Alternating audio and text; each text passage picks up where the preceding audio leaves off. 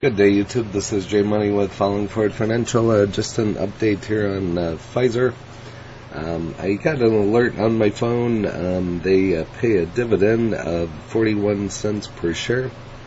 Their annual dividend yield is 4.35%, and next ex-dividend date was on May 10th of 2023. Pfizer and its board of directors declared a 41-cent second quarter 2023 dividend on the company's common stock payable on June 9th. So that's tomorrow. Two holders of common stock of record at the close of business on May 12th, 2023. So that's what made me want to do the video. They do 4 dividends per year. I've had Pfizer for years. Should have sold it when it was back in the 50s, but didn't. And still holding it, but as you can see, it's down over 27% in the past year. So if you would have had it in 2022, you could have sold it in the $50 range. Could have hit the high there back in December of 54 and rebought here, but that's in the perfect world.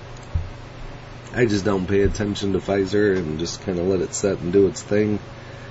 Don't really lose any money with it unless you bought in that $50 range, but I've had mine, like I said, for a couple years. Just collect the dividend and have it set up on drip. Over the past 3 months, down over 3%. Here in the past month, it's actually green 1%, so 36 on up to 39. Here in the past week, it's green, we'll just call it 2%, 73 cents. And here's a look at today, almost 0.5%. So this is Pfizer, PFE, kind of a boring stock. It's pretty much just like having a bank account.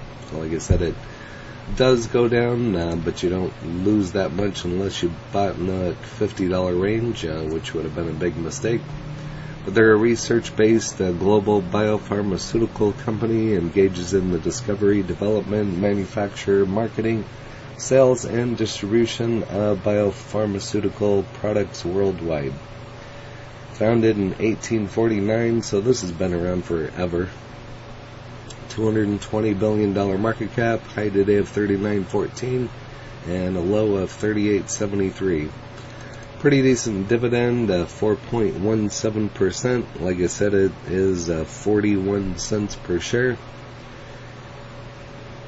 And 52-week high of 54.93 and a low of 36.17. So 41 cents, if you had about 100 shares, that would buy you you'd get basically a free share and a little bit left over. So it might be around 90 shares. Take that times 41 cents. I don't have a calculator, but I'm not going to take the time to do it here, but that's just a guesstimate. But they always have new drugs coming out. One of their biggest one was for the vaccines here. I'm not going to say that so I get demonetized, but Moderna has also been a big heavy hitter. Not the greatest ratings on Pfizer, 54% hold. And here's a look at their next earnings on July 25th. Here's a look at my last earnings. I've moved these out of this account, and you can see it was 40 cents, so now it's 41 cents. Here it was 39, so they keep increasing it, which is always good to see. So 39 cents, 39.40. So at least they increased their dividend. That's another reason to hold this one if you're wanting some safe stocks. Otherwise, if you're looking for a little bit of growth or a lot of bit of growth, I would not recommend this one. Again, I don't give tax, legal, or trading advice, just stating my opinion. But this one's got a buy rating with a 1-year price target of $45, currently at $39.02. Continued strong sales by Pfizer trigger US 26 million sales. Continued strong sales by Pfizer trigger 26 million sale milestone payments in Basilea. So I'm not going to read this whole article, as there's quite a bit of information in it. You can go right to the source on Yahoo Finance. This kind of goes into a little bit more about Cresemba, oral antifungal commercialized under the trade name Cresemba. Reuters newsmaker featuring Pfizer Chief Executive Officer Albert Bourla took place on May 11, 2023. So the world's largest pharmaceutical, one of the world's largest pharmaceuticals, is coming off of 2 years of enormous success as the world's largest supplier of vaccines and the most successful antiviral therapeutic on the market, with billions of profits in hand.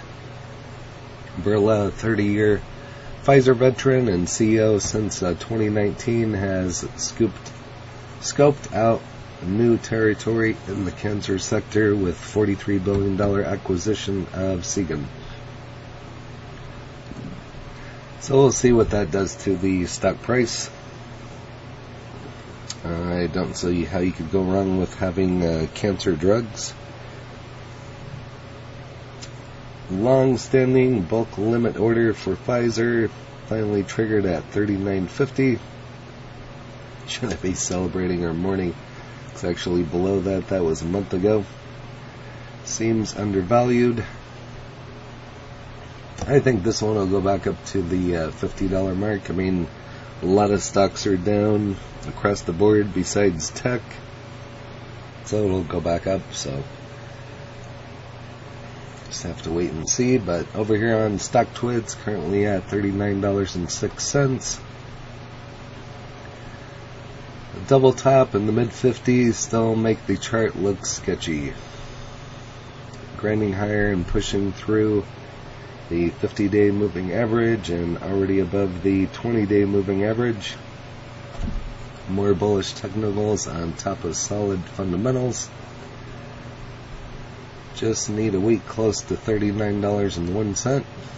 Over here on tip ranks, currently at $39.06 with a moderate buy and an upside to $46.08, 18% upside.